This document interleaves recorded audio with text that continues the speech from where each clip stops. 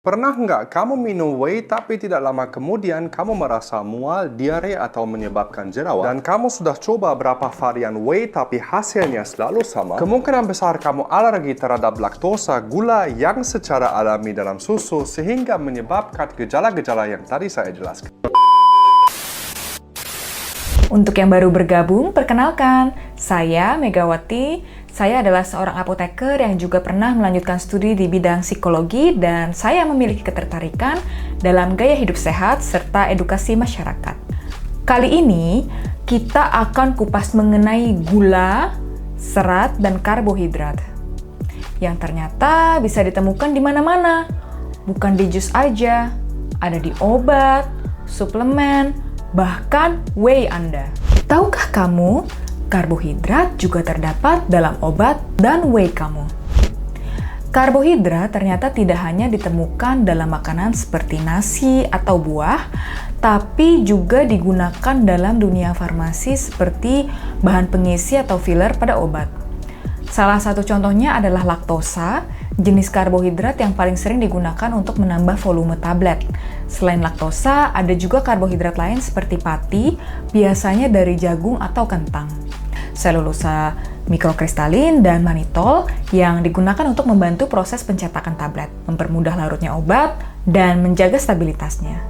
Misalnya, tablet paracetamol 500 mg yang biasa diminum saat sakit kepala, sebenarnya kalau ditimbang memiliki berat total sekitar 700 mg.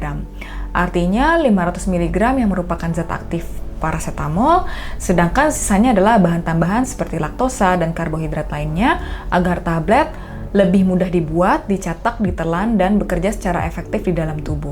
Kemudian teman-teman di sini ada yang anak gym nggak nih dan konsumsi whey? Pernah dengar kan istilah concentrate, isolate, hydrolysate, dan native whey?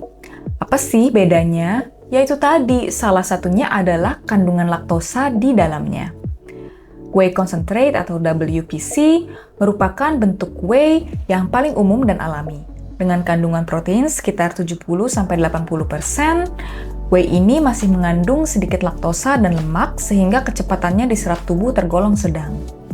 Dari segi harga, WPC adalah yang paling murah sehingga cocok nih untuk pemula, orang sehat tanpa masalah intoleransi laktosa, serta mereka yang ingin memenuhi kebutuhan protein sehari-hari atau melakukan bulking.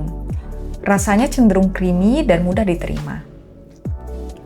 Whey isolate atau WPI memiliki kadar protein lebih tinggi yaitu di atas 90% dengan kandungan laktosa yang sangat rendah. Karena itu, whey ini lebih cepat diserap dibandingkan WPC dan baik digunakan oleh orang yang sedang diet, sensitif terhadap laktosa, atau mereka yang sedang menjalani fase cutting.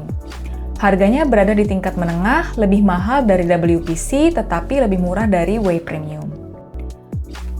Whey hydrolysate atau WPH juga mengandung sekitar 90% protein dengan laktosa sangat rendah. Bedanya, WPH sudah melalui proses hidrolisis atau pra-pencernaan sehingga dapat diserap tubuh dengan sangat cepat. Inilah sebabnya whey jenis ini banyak dipilih oleh atlet, orang yang membutuhkan pemulihan cepat, atau mereka dengan pencernaan yang lebih sensitif. Namun harganya lebih mahal, rasanya bisa agak pahit, dan sering dipakai dalam kondisi khusus, misalnya pasca operasi. Yang terakhir adalah native whey, yang merupakan jenis whey protein yang paling murni dan berkualitas tinggi di antara semua jenis whey.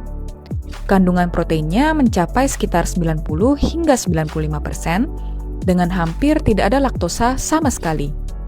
Proses pembuatannya berbeda dari whey biasa. Native whey diekstrak langsung dari susu segar, bukan dari limbah pembuatan keju seperti pada whey concentrate atau isolate konvensional.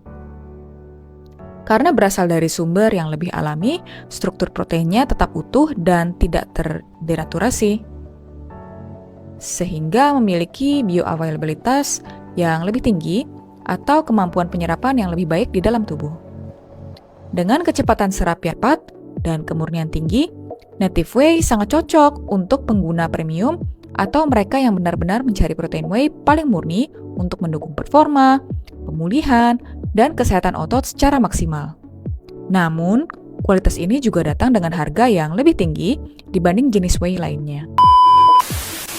Oke, sekian informasi yang saya sampaikan. Ini merupakan lanjutan dari video saya sebelumnya tentang sejarah dan konspirasi industri gula. Silahkan ditonton. Dan saya juga butuh bantuan Anda nih. Kira-kira topik apa ya yang mesti dibahas selanjutnya? Tolong tulis di kolom komentar. Contohnya, Mac, tolong bahas dong. Nasi merah versus nasi coklat versus nasi putih. Itu beda nggak sih? Mana yang lebih bagus untuk kesehatan? Akan saya baca satu persatu. Dan buatkan videonya sesuai request Anda, karena Anda semua adalah bos saya. Kita sama-sama tahu ya bahwa informasi kesehatan akurat itu mahal nilainya. Di sini saya berikan gratis loh.